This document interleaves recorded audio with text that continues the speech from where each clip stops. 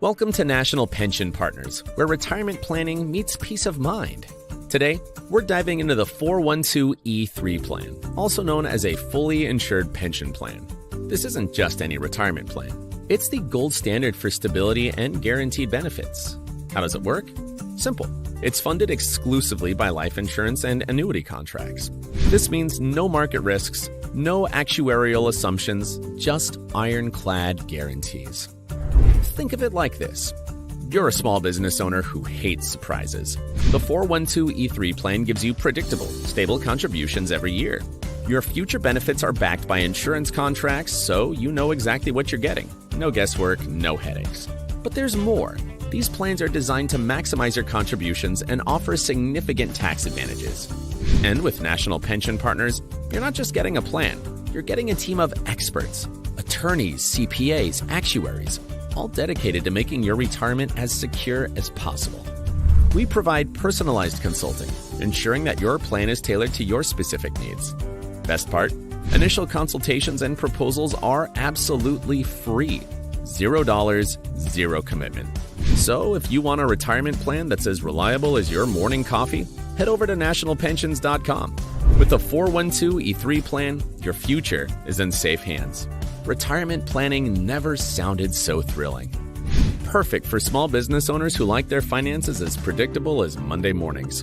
Stable contributions, ironclad guarantees, and serious tax advantages. It's the trifecta of financial security. And with National Pension Partners, you get a team of brainiacs, attorneys, CPAs, actuaries, ensuring your retirement is as secure as Fort Knox. Oh, did we mention the free consultations? That's right. You get a personalized expert proposal with $0 down. So, if you want a retirement plan that's as reliable as your morning coffee, head over to nationalpensions.com. Because when it comes to your future, boring is the new exciting. Retirement planning never sounded so thrilling. For more details, check out National Pension Partners at nationalpensions.com. Retirement planning never sounded so thrilling.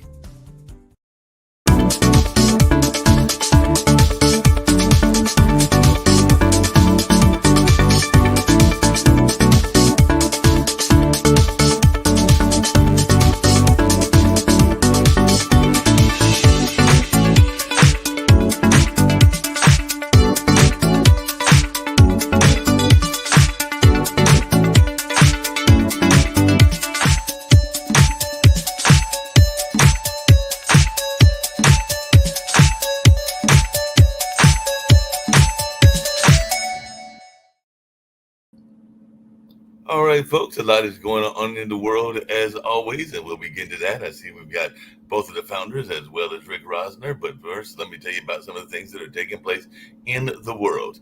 Israel strikes on Syria, kills at least 16 people, according to Syrian state media, and civilians were among the 16 killed in an Israeli airstrike on Syria. And that's something that we're seeing in the media reports. Flooding sweeps away a bus and a bridge collapse in Vietnam as storm death arises. That is part of Typhoon Yagi.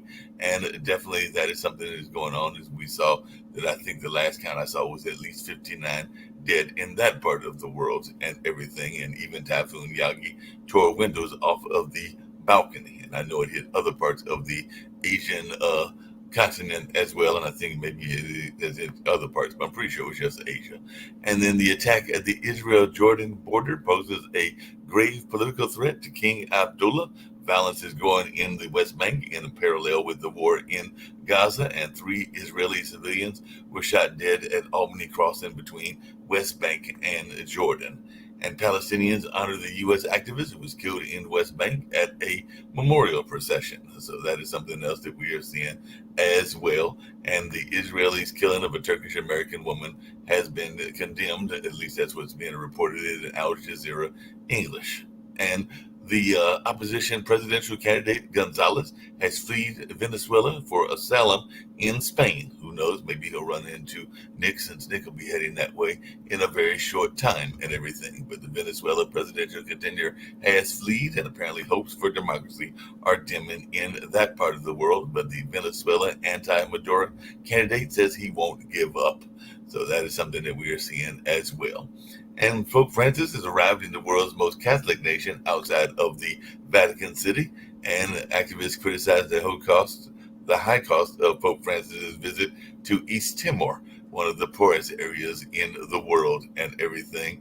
And definitely there are some scandals that are shadowing his church's heroic past. So this is him wrapping up the second leg of his apostolic journey and everything. And Defense Secretary Austin is telling Congress that 6 months funding stopgap would be devastating. The Pentagon chief says a 6-month temporary budget bill will have devastating effects on the military. So part of what has been going on in that conversation is conversations about F-35s, frigates, and FRA woes. So definitely that's some of the things that are going as Congress is trying to deal with their fiscal year 25 budget process. And apparently Ukraine, it says that it's down 6 drones and 2 missiles during the Russia's attack. Ukraine says Russia launched a massive attack with 67 drones, but they're saying that they fended off the Russian attack on Kyiv and boasted using Fury Dragon drones as allies restock both combatants. And Algeria's president has joined opponents in claiming election irregularities. So Algeria declares President Tebboune election winner with 95% of the vote. So that's something that we are seeing. But definitely it looks like there are some conversations about election irregularities even in that part of the world as well. And like I said, the Pope has visited various parts of the world.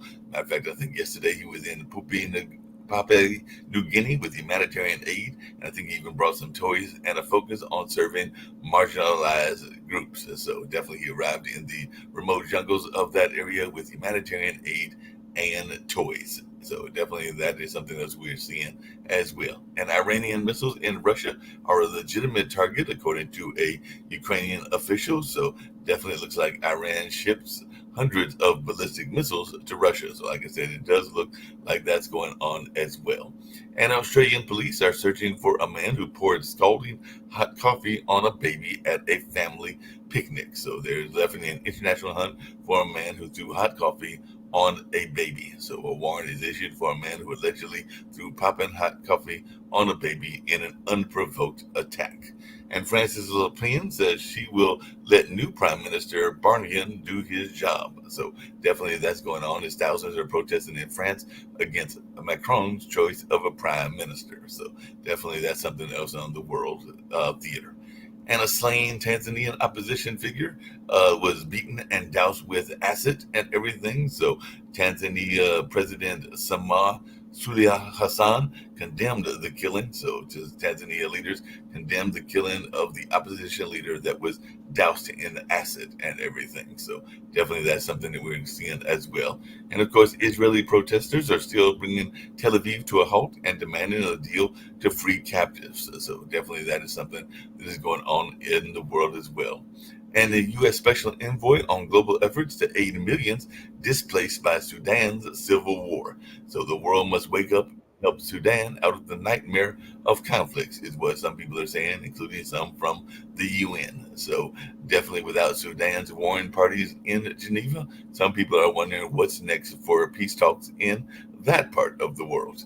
And of course, we've got an entire election going on here in the U.S. and everything. And some people are saying that Harris's momentum has stalled, but not reversed. And of course, a lot of people are preparing for the big debate on tomorrow. And there's even saying that some folks are already downplaying her performance before it even happens. So that's what the Harris campaign apparently is doing, according to what Fox says and everything. And the Georgia school shooter's grandpa says the teen's dad should be given the death penalty. So family members say Appalachia shooting suspect's mom contacted school before the shooting to warn of an emergency. So definitely that is something else that we're seeing as well. And the grandpa, like I said, of the accused Georgia school shooter, Colt Gray, says the teen's evil father should get the death penalty for provoking that particular massacre. And 3 ex-Memphis officers charged in the killing of Tyree Nichols are to stand trial. So a trial over Tyree Nichols' death begins as Memphis is in a new bind. And I want to say that the leader of the Memphis police used to be the leader here in Durham, if I remember my memories of where our different police chiefs have gone and all along those lines. But definitely, I'm sure that they will be in the focus of the news as well. And a potential tropical cyclone 6 is in the Gulf. Heavy rains is expected in that part, so you can look for a tropical storm watch in effect for southern Texas. And a hurricane is forecast to hit the western Gulf Coast this week as the hurricane season reawakens. So a potential storm 6 is predicted to pass near or over upper Texas coast as a hurricane on Wednesday. And Johnson's future speakership could hinge on the spending fight. So a government shutdown once again is in the news as Congress faces a funding fight. And I did mention what the defense secretary had said earlier as well. And last but not least, let me get you to 2 other news stories, and I'll bring in my fellow panelists and everything. But Central Kentucky School is told to stay home from school as I-75 shooting suspect was evading capture and everything. So arrest warrant charges fugitive suspect who opened fire near Kentucky Highway with attempted murder. So authorities are vowing a relentless search as a manhunt for an interstate shooter enters its 3rd day in Kentucky. And thousands are fleeing the out of control wildfires in California and other western states. So definitely that'll be something that we'll be seeing in the news as well. So like I said, I did see that Kimberly was with me as well as Rick Rosner, and of course, the other founders of the network. And of course, we got Toby. I guess the big question that a lot of people are going to be paying attention to because we got the Coast Gray situation and we've got the situation in Kentucky where they can't even find the person yet. But once again, gun violence is the news. So what is our take on what, if anything? I'm sure this will be a topic that will be addressed All right, so in the debate on tomorrow. About the loss of Kamala Harris's momentum, supposedly. This is based largely on a New York Times Siena College poll. And in an earlier poll, I haven't checked out their methodology this time, but a couple months ago, they did a poll where they polled 20% Democrats and 36% Republicans. And then they did a big argument as to why they had to do that. But a lot of people don't trust the New York Times anymore, and I'm among those people. Yeah, definitely interested in everything. So we'll see how that goes. I know a lot of people are looking at the debate. We see that we've got Kim coming at it from not Greece this time. I forget that's one of the countries near Greece that she's at and everything. So how's it going over there? And what are people talking about in that part of the world? Well, this has been a completely life-changing experience for me here in Albania. I have learned so much about this country who suffered so much from wars, civil wars, communism. They were under communism. Back in 1999 is when they actually separated from all of that and the civil wars were coming to an end. And many of the people I speak with were part of all of that. They were living during that time of pain and suffering. And some of them would even say, well, we didn't know any different because this is the way we grew up. And, now this country is free. And this is real freedom, what you're watching here, how people have rebuilt their villages. They have a prime minister who is rebuilding the roads, maintaining the history. And, something I've learned is we're still very young in our country on what we need to be doing. And some of the news that you spoke about, but I look at this country and some of the buildings that we've been into were built before Christ. And still stand very strong and powerful and actually used as the prisons during some of the wars that were happening. And everywhere I go, I see how they've climbed out of this situation. And I ask myself, why haven't we learned this? And, we talk about, the shooting. You don't hear about that in other countries. And I think it's just about the values that they're teaching the children. That bullying exists everywhere. I kind of watch it here and there, but I listen to what the children and how they're educated here. And I text Nick the other day. I'm speaking to children of all age groups here.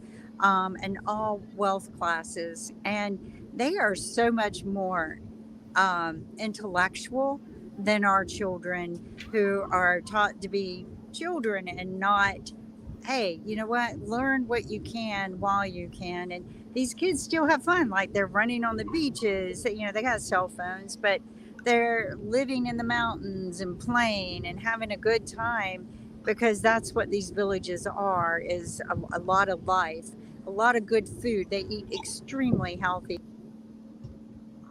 Oh, she just disappeared. All right, so I want to respond. It's not just teaching values. America has 450 million guns. That number increases by 15 million a year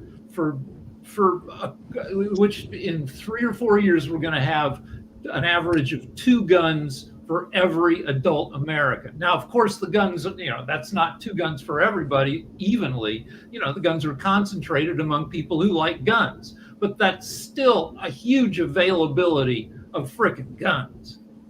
Well, and Rick, I don't disagree with you, but I have this philosophy, we kind of screwed up. And so we have guns, okay?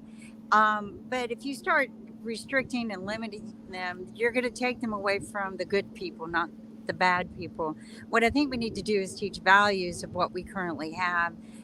Stop the bullying, okay? That's every incident that occurs. I know nobody wants to hear this, but every incident that has occurred came from a lineage of bullying, and the kids just can't take it.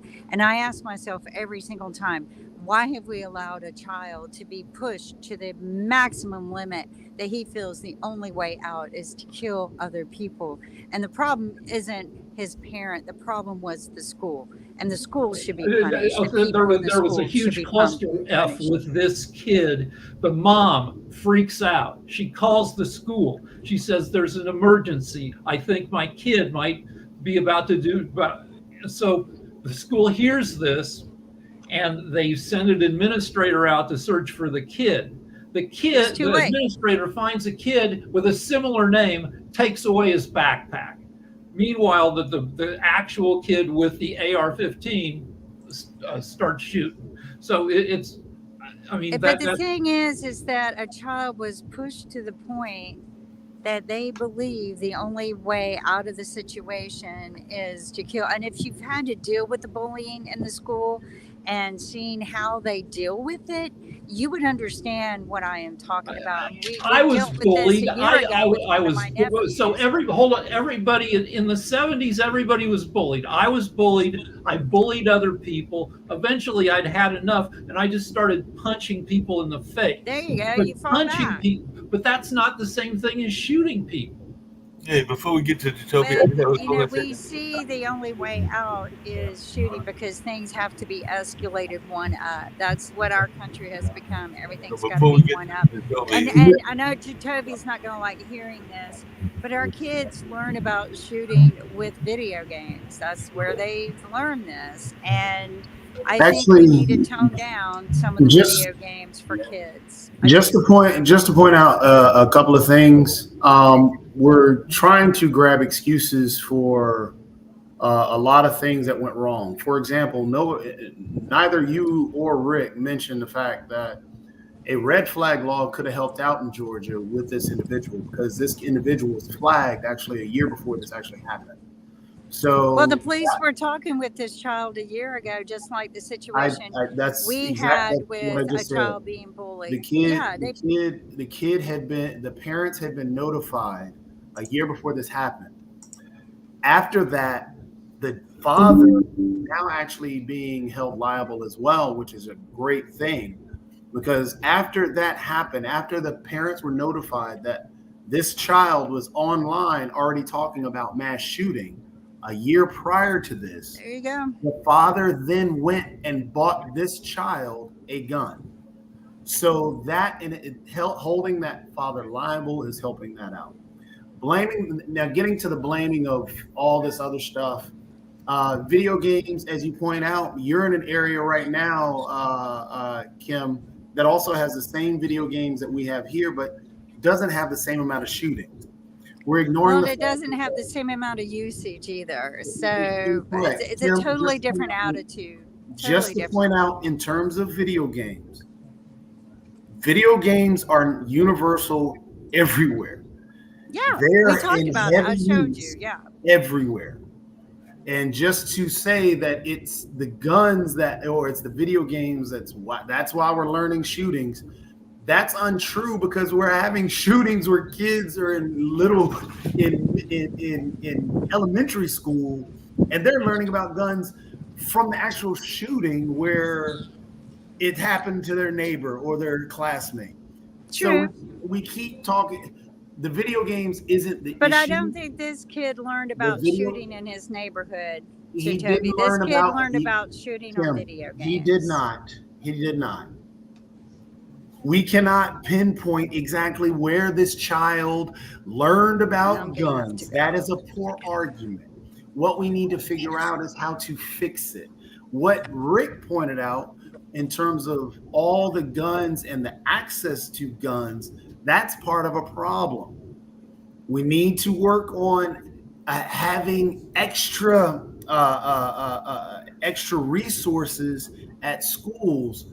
That would be a thing to help kids out. I'm not talking about guns. I'm not talking about adding extra, turning it into a military compound. No, I'm talking about resources that we've taken out of schools in the U.S.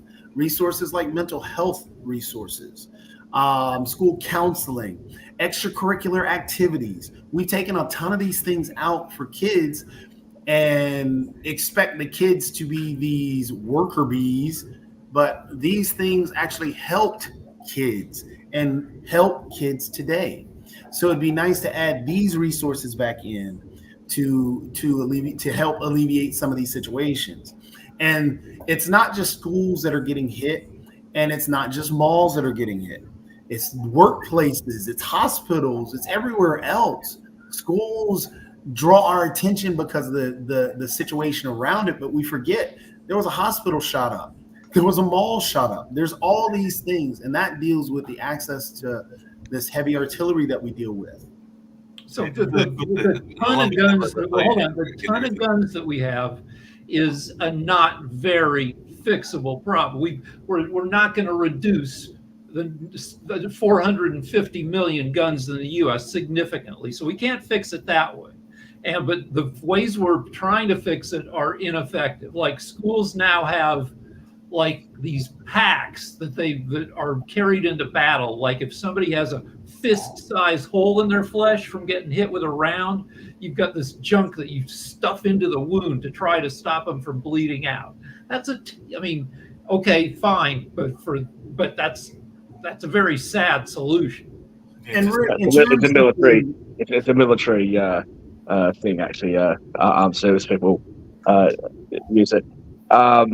So a couple of things. One, Sasha, you might be in some shock, so just make sure you're sitting for this. I will agree, only partially, on one thing that Jacoby said there. I don't think the video games are the cause of it. And the second thing, Sasha, is I think I won the bet. I think you actually owe me lunch now, because I said to you I was going to turn Kimberly and Rick into Republicans. And finally it's happened. So it's different when they say it's okay, when I say it's not. But I think I just heard them say that maybe there's a problem in the school system, and that, when you compare the school system in the US to the school system outside of the US, like Europe, and you see what they teach the kids in some of these other countries, like Kimberly was talking about in Greece and Albania, you see a real big difference. So I can only assume that both Kimberly and Rick now agree with me that there is clearly a problem with what the Teachers Federation or the Teachers Union is forcing into our kids, which is diminishing their academic achievements in Western countries. So I think you owe me, Sasha, I think you owe me lunch. I think I've done it. I think I've managed to turn them into reasonable, logical thinking Republicans. Now, I will say, let me respond. I'm no fan of Randy Weingarten, who heads the teachers union, but in terms of the curriculum, I'm not overly. I'm okay with it. I mean, we all agree that we've always said that there was a problem with the school system, and there's things that need to change. I had a quick question for Shaquille. Hold on a second, Shadow, because I have a quick question for Shaquille based on what we've been talking about with bullying. Because apparently there was a major bullying incident that involved not shoes, guns, not knives, but it involved coffee, and it was there in Australia. So I was wondering, Yeah, in your open, and I'm not picking on you, Mark. Please don't think I'm picking on you with how I'm going to word what I'm saying. But in your open, when you brought this up, and actually in some media here as well, that they had said similar things, that it was an unprovoked attack, right, and and I kind of looked, I was like, an unprovoked. Let's say it was a provoked attack. Would that make it okay? This is a baby. This is a little baby. Like, what could the baby possibly have done? It is so bad. And I pulled back on criticising the Queensland police because, from what I understand, he drove from Queensland, which is a state that's north of Sydney. He drove down from Queensland to New South Wales, to Sydney, and then flew out. And I think that they didn't realise he'd flown. They didn't identify him and realise he'd flown until about 12 hours after his flight. Now, they say that he's flown to Asia. They're not specifying where, which either means that they don't know or they just don't want to say. Either way, that's fine. For them not to know, presumably that means he took a connecting flight. But I hope that they bring him back. It's a potential life sentence for what he did. But, like, who does that? yeah, that's I wouldn't do that to an adult. But to do it to a baby, like, what? Like, and it was boiling coffee. So, the couple, their identities, I'm not sure what you see in America, but here, the identity of the couples have been blurred out in the news. But, from the way they're dressed and from listening to their voices and stuff, they seem like a relatively young couple. That must just be heartbreaking. I've seen burn victims. I don't know exactly the extent of the wounds for this baby, but apparently he needs to get skin grafts and all sorts of things like that. So that must be just, I can't even fathom that. I'm not a parent, but, if it happened to one of my nieces or nephews or something, that must just be horrible. So I really do hope that they find him, and I hope they bring him back here and they prosecute him to the fullest extent of the law. And it comes back to what Nick was saying, because I mean, not Nick, but Kim, because that is one of our shows here on the network. And I know that Stephanie and Gene started it back again because they've been doing reruns for a while now. But it's about Where is the Love, which is about bullying and how bullying impacts us. And you even brought up, Shaquille, whether it's bullying on the school system, whether it's bullying in the workplace, or bullying elsewhere. So as Stephanie and Gene quite put it, it is seems to be another pandemic. And I know sometimes we toss that word around lightly and everything, but it does seem like it is a serious issue. So I just wanted y'all to take on this, because that to me is the ultimate form of bullying. I wouldn't consider that to be bullying. I really wouldn't. Rick, I sent you a text message after our last show. You haven't responded to that. I respect that. I would have appreciated a response. I never check my text messages. Plus, I get like 30 political text messages, so it got buried. This wasn't a text. No, that's okay. Just have a look through your texts. I sent you one. So I would say that I'm guilty of having bullied Jatovi a few times over the years, and I think that it's fair to say that Jatovi has bullied me a few times. All right, but we're both, big men that can kind of, we both kind of give us as good as we get. I don't consider this to be bullying. Do you know what I mean? Like if throwing hot coffee on a baby, that's not bullying. That's just being I won't use the word, but that's just being like a terrible, horrible person. That's not bullying. Do you know what I mean? Like if a bunch of 10-year-olds get together and they're picking on like a kid in their class, that's bullying. But a grown adult throwing hot coffee on a baby is not bullying. It's criminal. I think to call it bullying kind of reduces or diminishes the severity of what actually happened to this kid. But the other thing that I will say, and I'm not trying to offend, you three American friends of mine, but this is national news in Australia that this has happened, and it's really heartbreaking actually when I think about the United States, because quite honestly, if that had happened in the United States, I'm not even sure if it'd make the news. Like maybe the local news. Like, you know what I mean? There's so much violence in the United States. I don't really think it'd be that big a deal for you guys. Whereas for us, it's a really massive big deal. And I hate to see that. I think when we have a look around the Western world at the moment and we see the rise in violence and you know, a lot of instability and a lot of unhappiness, we're seeing it again in the UK, we're seeing it in Europe. You know, we need to calm down. We need to find, as you said, you know, where's the love? We need to just find that love for each other once again, because we're tearing each other apart, and we really shouldn't be doing that. You know, it's not necessary. But you kill along those same lines and everything. Those Kentucky children who are also dealing with a whole shooting because they haven't even found that person yet, and everything are been told to stay home from school as they're trying to find the I-75 shooting. And I believe it's one of the vice presidential candidates that had made a comment that it is almost matter of fact what is happening. And I'm kind of paraphrasing. I know that's not this exactly. He said it was a fact of. He said that he didn't like the school shootings, but it's a fact of life. Right. Well, look. That's not.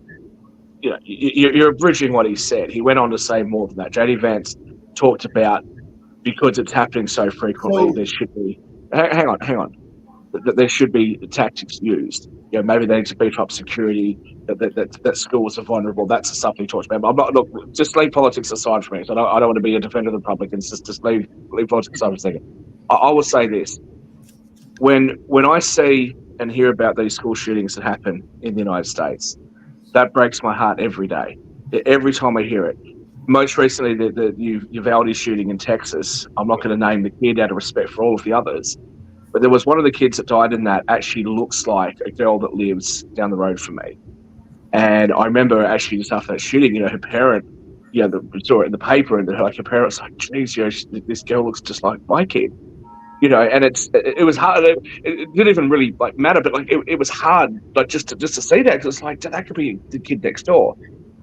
Honestly, when I think about my American friends, and you know, I just. You take risks in life. Every time you get in a car, you know, you could die. You could be in a fatal accident or whatever. But I don't know. I don't know how you guys. I honestly don't know how you guys do it. The idea that, you know, you kiss your kids on the cheek and drop them off to school, or watch them catch the school bus, and you know, it doesn't sit in the back of your mind that maybe the police will come and knock on your door and say, "Hey, your kid's coming back in a box." Like I honestly don't know how you guys handle it. And I know that when it comes to gun rights and gun issues and the Second Amendment and all that sort of stuff, people talk about, like Jacoby said before, the red flag laws and all these different things, you know, and there are some issues with some of these. Like, people say, hey, you know, we can't take guns off people before they've actually done something wrong, and you've got due process and all that stuff. And I get all that. I hear all the arguments from the left. I hear all the arguments from the right. And I kind of logically consider it. But the bottom line, I honestly don't know how you guys live with it. I really don't. I don't know how you can live with that sort of traumatic experience and that fear that could happen at any time to your children. So the problem that saying, and this is, again, no politics, nothing. The problem with saying it that way, saying that, well, I dislike it and blah, blah, blah, blah, blah. It's like telling somebody, especially somebody who has kids, you know, it sucks, but it happens. That's not the way it's supposed to be. This is something that we can actually fix and actually. That's not what I said. Or you talking about that's what you said. No, what I'm saying is I'm talking about that actual saying. I'm not saying anything. What you said is different. But Jacoby, when you're quoting JD Vance, that's not what JD Vance said. If that's what you're referring to, that's not what he said. Shaq, please. I allowed you to express from your perspective. Please allow me to express from my perspective, okay? So again, when he said it that way, and I heard the whole clip, watched the whole actual speech that he said. When he said what he said, I dislike it. Oh, I feel bad about it, so on and so forth. Again, no politics involved. It is like telling somebody it sucks, but it happens. That is very, it actually. But he didn't say that. Can you let me finish? But he didn't say what you're saying that he said. Let me finish. I've let you finish, but he didn't say what you're saying that he said. I've said exactly what he said. No, you didn't, Times Tony. now. Okay, look. No, Well, we can bring settle up- it. you want me to bring up the Mark clip? or You want me Nick, to bring if up the Nick's clip? backstage, Shaq, bring answer the this clip one up little and show us the question. clip. This is where we're getting the Bring the problem. clip up and show us This the is clip. where we're getting the problem. Is everything. Mark, please put him on mute. Huh? Again, he legitimately said, I don't like this, that this happens. But again, it's a fact of life. That is exactly what he said. And No, when he he didn't. says that, go on mute, So, Shaq. Toby, why don't you take the extra 5 seconds to finish what he actually said? Go in the back. Let me play the whole freaking clip because you cannot shut up. Because you are so partisan. You are so partisan that you've got to twist what was actually said to suit your narrative. All he's doing is interrupting me. Well, do you have the clip? I don't have the clip yet. Can you put him on mute at least? I will bring up the clip as I talk because I even shared the clip. Okay, I haven't seen the clip shared yet, but you bring the clip shared then. Let me guess. Toby's gonna bring up the clip and cut it off. Really gonna do Just this the bit that he thing? wants to show, I can't even and not the talk full, to him not the again. full bit. Mark, please, for the love of God, put him on mute. Doesn't freaking matter. I would like to One hear what I'd guy like to say said about one this. thing. It doesn't freaking matter. The guy is awkward sometimes. It doesn't matter. The issue is bigger than one guy saying some ill-advised shit. The deal is, it's kind of like. But again, what was ill-advised about it? I don't know why it's ill-advised. I can't even get out what I want to say. Let's freaking talk about the issue instead of about one guy's stupid freaking. I'm trying to talk about. But Rick, hang on, hold up a second. Please say what I hold up want a second. to say. Mark, you guys are sitting there and you're saying, look, it was ill-advised, it was a stupid comment, he shouldn't have said it, stuff like that, right? But here's the thing. Here's the thing. Democrats in your country. This isn't about. Why? You had plenty of time and you misquoted him 3 times, 4 times. This whole mess about take out the politics. I'm trying to take out the politics. You did it. You went straight to an attack on JD Vance. You didn't. You didn't take out the politics. You went straight to an attack on JD Vance, and then you get upset with me because I called you on it. Mark, please. Because I called you on it. Now, both you and Rick have both made comments about him being. Can I speak? Do we have a choice? Can I speak? It's just you and I now. Do we have a choice? Legitimate discussion. Can I speak? What legitimate discussion is this going to be a soliloquy from you? For the whole time, but now you won't even let me talk. So again, what he stated, this has nothing to do with politics. Now we're doing this. Thank you. So what he stated, and he legitimately said, I don't like this. I'm not a fan of it, but it's a fact of life. Saying that, and that's from anybody, it doesn't matter. Saying that is like saying it sucks, but it happens. That's not the way it should be. It is something that we can legitimately fix. It's something that we can legitimately work on. It doesn't have to be this way. He did not state these things after Trump was shot. Nobody did. It shouldn't be a fact of life. We can put up red flag laws. That could have helped out in Georgia and could have stopped the child from actually getting a gun and actually going and committing this crime in Georgia. We could have put in legitimate background checks, universal background checks, which actually work because it has been studied and shown that background checks help cut down on actual gun violence and gun deaths. These things could be effectively put into place, but we get into these arguments and these nutty discussions when somebody wants to talk about putting in legitimate ways. We come up with ideas of, hey, you're going to affect my ability to get a gun if you put these. So what? These things work. They legitimately work. If you don't commit a crime, you still have access to a gun. It may take you a little bit longer to get one, but you still have access to that gun that you want to get. Sure, we can do gun buybacks. We can't do gun confiscation. So therefore, those guns that are out there, you can keep and you can have, but you can do gun buybacks, which gives the option to somebody, instead of selling it to somebody on the street who they don't even know, because private sales aren't even covered by background checks. Private sales can go to anybody. So you can actually create gun buybacks. I got to tell you, Shut up, Shaq. I'm talking. Well, you still got. You haven't Shaq, finished. Sorry, I thought you Shaq, finished. I'm sorry. No, please, Shaq, please. Go on. No, mute. just another 20 minutes. Please, keep going. I haven't finished yet.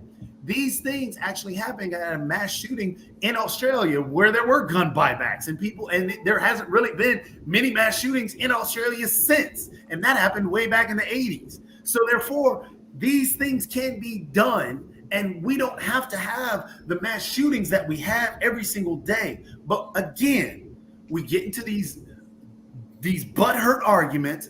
We go into laughing on top of people or not even trying to legitimately have a discussion around it because of emotions. It's not about emotions. It's actually about things that can't be fixed.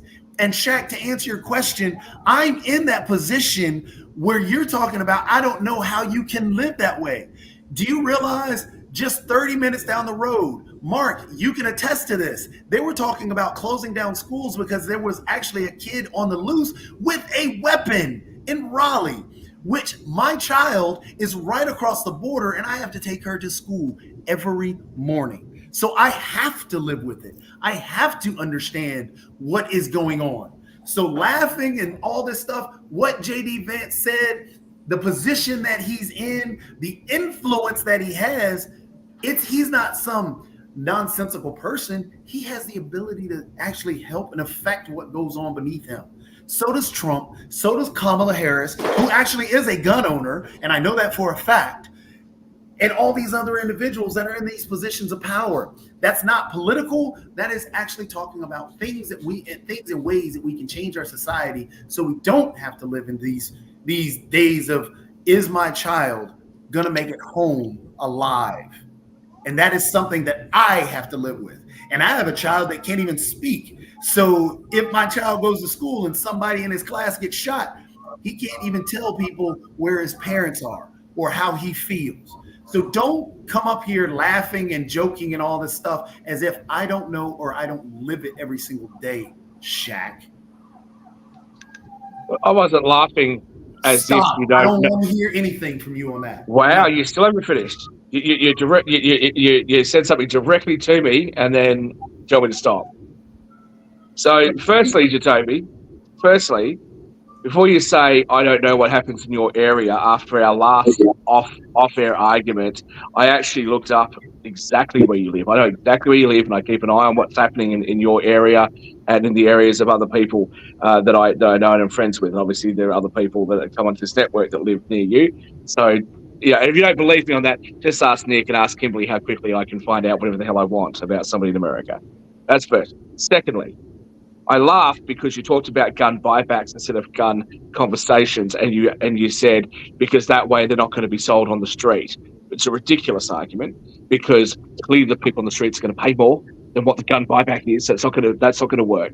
Lastly, and the most important bit is, you say you don't want to talk about politics. You want to take the politics out of this because that's what I had previously said, and then you immediately misquote, as you always do, misquote and mischaracterize what was said by JD Vance. Okay, JD Vance had just come out on stage, and who would? Just think about this logically for the audience that's watching. What do you think? JD Vance, the VP pick for the Republicans, just came out on stage and said, "Oh, gun violence at schools, just the fact of life." Of course, he didn't do that. There was more to it than what Jacoby's quoting. He said more than that. That's really interesting, isn't it? That when Democrats say there's a problem with gun violence and these are some of the things that we should do to maybe curb that issue, that's fine. They're on the side of the angels. But when Republicans say this is a terrible situation and we should do something about gun violence, oh, no, let's just misquote them and make it sound like they said the opposite of what they said. Okay? Now, I'm on record for saying that I don't think that JD Vance was the best pick for VP under Donald Trump. I've said that multiple times. I'm not a fan of JD Vance. I'm not American. I'm not a Republican. Okay? This is not an issue that directly affects me. So I'm not going to sit here and be like some great defender of the Republicans. But if you are going to put words in his mouth or misquote him or quote half of what he said, not the other half, and then expect me to sit here and just go, oh, yeah, that's what he said. It's not true. That's not what he said. Okay? Rick, you made a comment before I came on about the New York Times, and now you don't have as much trust in the New York Times. Here's the thing. The New York Times Siena poll that you that you quoted. I have the New York quote Times has right been New York here. Times. The single largest shareholder in the New York Times today is Carlos Slim, who is a billionaire from Mexico. Used to own, or maybe still does own, the big telephone company. Okay, it's not exactly a right-wing publication. Prior to now, all of the New York Times Siena polls have actually indicated that that Kamala Harris was in the lead. Okay, prior to now, people like Lichtman and all these pollsters have been saying that she is in the lead. Now it has changed. It's not just New York polls that have changed; everything's changed. Over the weekend and in the lead up to the debate, the international betting markets have put Trump significantly in the lead. The average polls are saying that he now has around a 60% chance of winning. On top of that, and I think that this is somewhat important, on top of that, you've actually seen that New York poll that you're talking about was a national poll. So that includes New York and California, where presumably the Democrats are going to have a gigantic lead. Okay, and they haven't adjusted it state by state. So what that indicates is he would have to be winning by mammoth margins in all the Republican states, or there has been a seismic change since the DNC in the way that voters are looking at Kamala Harris's chances and how the voters are viewing her as a potential presidential candidate. Really quickly, I had a quick question of you based on what you just said and everything, and bring everybody else in on this, because one of the things that I've been seeing lately is there's an ad that runs about Kamala, and I think personally that this is a disingenuous ad, because it tries to put, and I'll tell you why I think it's disingenuous, it tries to put the blame of the economics, the current economics, on the vote of Kamala Harris. But if I remember correctly, and correct me if I'm wrong, anybody here can correct me if I'm wrong and everything, it was actually a majority Republican House. So even if she had the swing vote, it was still the House that was controlling, the Republicans that were controlling the House and the Senate. But they try to make it seem as if she is. Well, the way that I remember it was the Democrats had the House at the time. But even if what you're saying is correct, and I'm happy to be stood correct on that issue, she had the vote in the Senate. It was a 50-50. He had the vote in the Senate that put it through. And Joe Biden has recently stated that the Inflation Reduction Act was actually about climate change. Now, again, I'm not picking a side here, but these are just the facts. This is what's actually happened. But I would like Rick to have an opportunity to respond to me with what I said about New York Times Siena poll. Yeah, Rick. So it could be. I don't know. I mean, we're going to see. We don't know whether it's a permanent change. We don't know whether it's a real change. I mean, we really won't know till everybody frickin' votes. But what I want to say in general is this show would work better with shorter statements and responses from everybody. The talking head news panel shows on TV, everybody gets done with what they're saying in 30, 45 seconds, and then they move to the next person.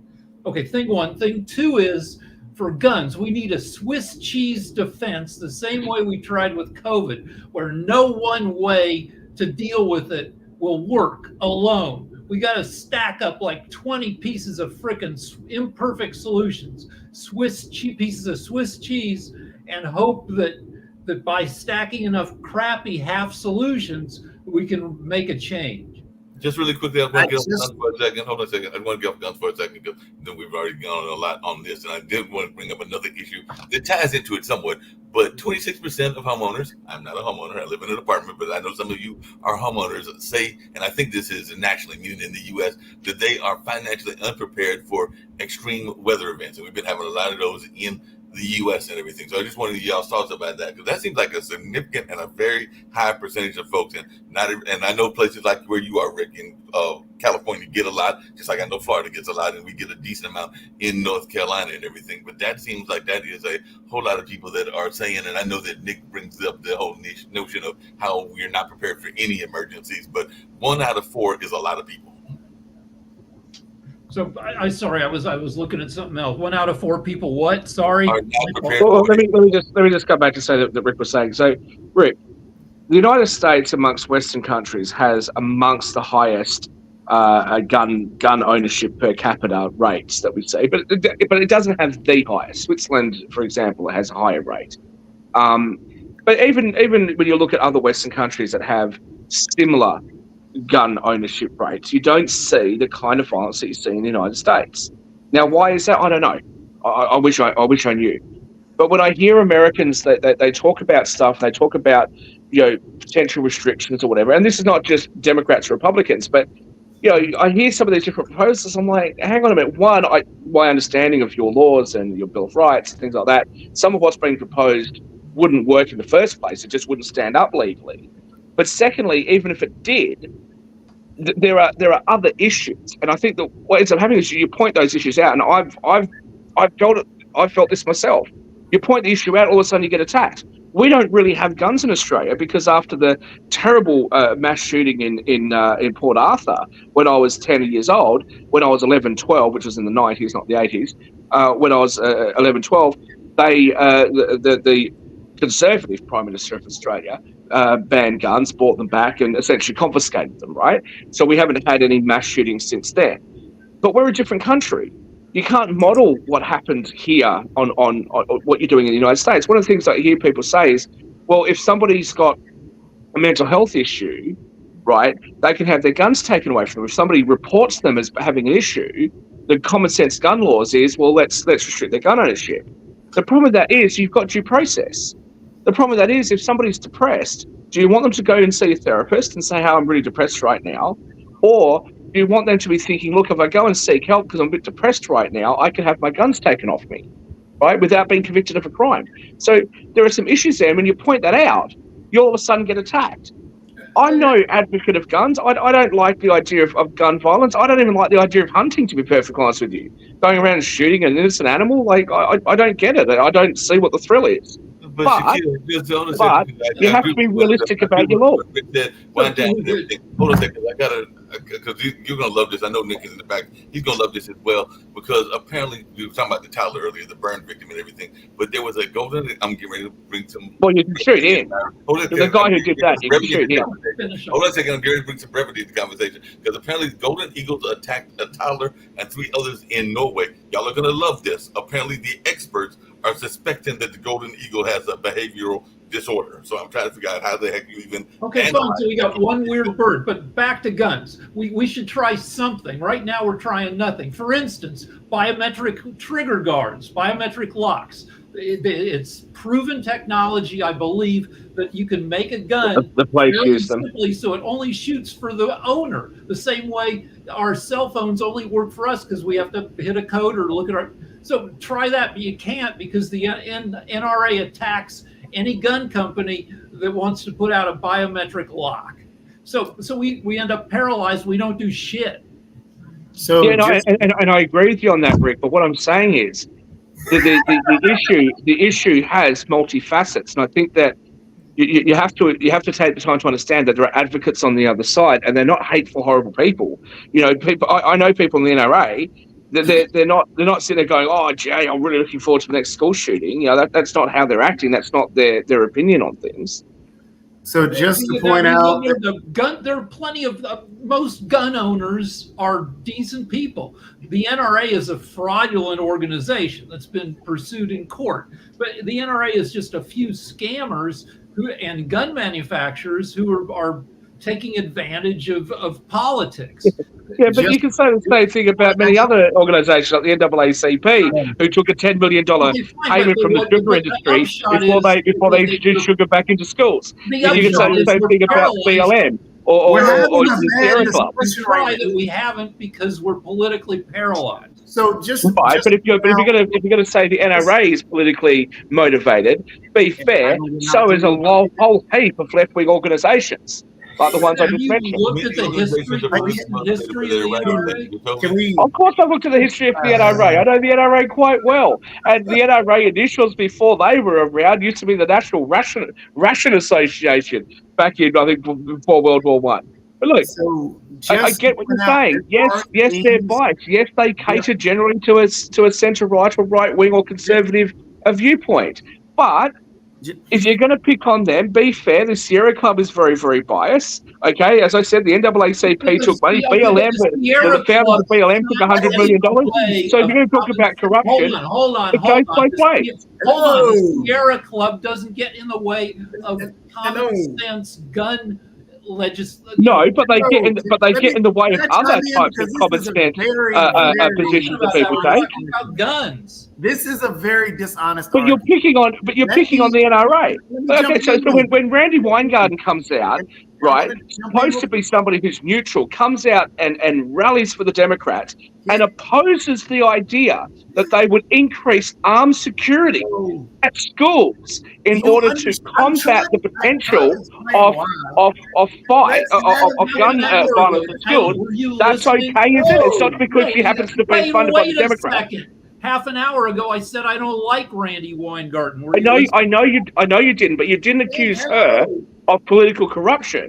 But you'll say that about the NRA. Sit over here. I mean, the NRA is especially corrupt. Okay, so I think Rick and I have had our to and fro. Jacoby, there's 4.5 minutes left. I'd love for you to let Sasha actually say something. He didn't get to say anything last show. I actually directed something at him, but if you can spare some time for Sasha, that'd be great. But otherwise, you got 4.5 minutes left, champ. I mean, okay, so the reason we're having a dishonest discussion is the same reason J.D. Vance said his same thing that he said. Yeah, because of you. Now look, the Kamala Harris answer to this is to take law-abiding American citizens' guns away from them. That is what Kamala Harris wants to do. He says, look, I don't like this. I don't like to admit this. I don't like that this is a fact of life. But if you are a psycho and you want to make headlines, you realize that our schools are soft targets. And we have got to bolster security at our schools so that a person who walks through the front door. So that is exactly what I stated earlier, what he said. And just to point out, that discussion where he's going into, we need to bolster our schools, is something that's already been done. We can make our schools just like military compounds, but shootings still happen at military compounds. We can make our schools like prisons, but shooting still happens at prisons. We can make them like banks, but shootings still happen at banks. The problem isn't this whole, we need to add so many guns around kids. Adding more guns around kids creates more death. We're a nation that has, as Rick pointed out, almost 2 guns per person in our nation, and we're still having mass shootings every single day, multiple times a day, and tons of people dying and being injured by guns. So we need to try something different. And this is why there is pushback when we hear, oh, well, we just got to add more people at schools. We've done that and we've tried that. Let's try something new. Let's try these red flag laws that aren't in every state. Let's try universal background checks. Let's try universal background checks on every gun sale and not just FFL dealers, all gun sales, private gun sales and on. And then let's add in gun insurance, make it more of a responsibility. We keep saying we should treat them like cars. Let's treat them like cars. Let's have actually an individual having to go for gun qualification tests they have to re-up every few years. Let's go for mental health exams every few years. All these things that we can add in that doesn't affect that Second Amendment and that access to guns. It's just that you have to actually do things to make sure that you qualify because you're handling a deadly weapon. Arguing that, it's not about the NRA and the gun lobbyists, because they're going to do just like any other lobbyist. However, they're dealing in death. And let's focus on it like it is in death. And yes, will criminals pay for gun insurance? Well, if they don't get a gun. It makes it tougher for them. We have to consider these ideas that, hey, we're talking about gun access. If you're not a criminal, don't worry about it. You'll be able to get your gun. But the thing is, a criminal needs to have some doors and hoops and extra things and extra rails that we've got to put on there to stop them from getting guns all the time. Toby, let's let Sasha speak. I was going to let Sasha talk. There's a minute left. Okay, I think what I heard is that the situation is critical about school shooting, and some people believe that it's a school's fault, some others that it's a parent's fault, or their family doctors or psychiatrists fall, and so on and on and on. But you're all missing the fact that if there wouldn't be proliferation of weapons, all that wouldn't play any role. Imagine that there are no weapons. So there is no school fault anymore. There's no parents' fault or anybody else, because if there is no guns, there is no shooting. However, well, why is that the case in Europe, Sasha? Switzerland has more guns per capita. They don't have school shootings. They have well, better gun laws. perhaps different culture, different. Exactly. So maybe that's. So maybe that's. Exactly. Maybe that's a problem. Because you'll have to have insurance. You cannot transfer European culture and customs to America. It's not going to. Well, hang on, Sasha. But they want to. They want to import Scandinavian Nordic country socialism to their culture, right? So fair's fair. What's the difference? I just want to say this. Jacoby says, make them have insurance. So what are you going to do if that, like, when people have car insurance and they don't renew it? What are you going to do then? Just go out and seize it? But I just want to say this because I love the dishonesty and the partisanship that comes from Jacoby. So Jacoby, here's what I'm going to do for you. Here's what I'm going to do for you, brother.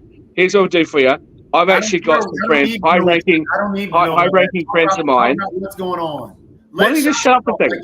I've got some high-ranking friends of mine in the Democrats, right? And I'm going to hook you up because if you're not currently on the payroll, you bloody should be. Okay, you know what? You cut me short, and because the time is up, and let me finish in just next 90 seconds.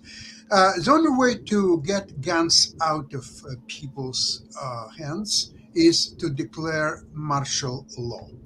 I think now, when Biden, as decision pair, the court, what do you call it, Supreme Court, that the president is immune for whatever he does. So Biden can easily declare martial law right now, say next day after debates, and take out all weapons from Americans, both Democrats and Republicans. Actually, this is a good thing about it, is that it will prevent a next coup, provided that Trump will lose. So obviously he will rely on all these organizations like Oath Keepers, Proud Boys, and well-armed people. And you have to prevent that from happening right there, right now. So this is now everything in Biden's hands. He can single-handedly do it without going to Congress or Senate or anywhere else. He can, with his willpower, he can do it, and that will solve all the problems. Sasha, come on now. You know that's not what the Supreme Court said. That will not allow him to do it. I don't see any mechanism. Sasha, come on. That's not what the presidential immunity case. That's not what the Supreme Court's ruling was. I don't care what it didn't give blanket immunity. Biden now has power to do. He does have a power. He doesn't have that. He doesn't have that. Neither does Trump. Neither does or did Trump. That's not what the Supreme Court ruling says. I don't care what the rule. If you guys hate Trump, that's fine. If you guys hate Trump, no problem. But don't live in some fantasy world. To disarm all these undesirable organizations, take the weapons out of their hands. Right now, he has power. That's what's more important. What he could do, and honestly, something that should have been done a long time ago, and honestly, it could have helped in a lot of situations and in terms of discussions and actually having a legitimate, educated laws going forward to help with what's going on. What he could do is actually declare gun violence an epidemic. That would open up for studies, which the gun lobbyists have actually blocked through Congress, that therefore we cannot fund, the federal government cannot fund studies around any type of gun violence. That's an actual fact, even though Shaq made me laugh. But that's actually what he could do. Look, you know what? Sammy, call me after the show. I'm going to hook you up. If you are not on the DNC payroll, bro, I will hook you up because you deserve to be.